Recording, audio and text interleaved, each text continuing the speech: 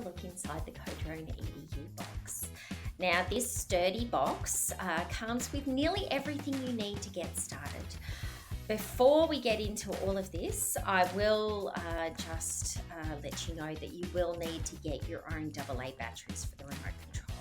Now the CoDrone EDU is recommended to be flown indoors because it is such a lightweight drone. The multi-charger that you see there comes with a cord to connect it to a USB adapter, as well as also 2 batteries, which when they're flown until they are dead, it's about 8 to 10 minutes worth of flying time.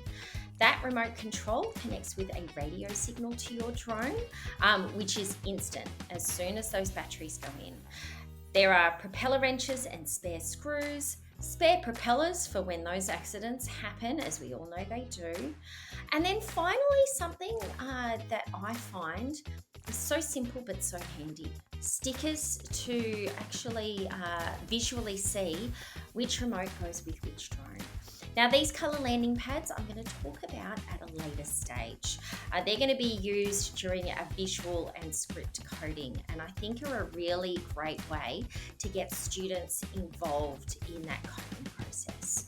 So that's everything that you see in a coding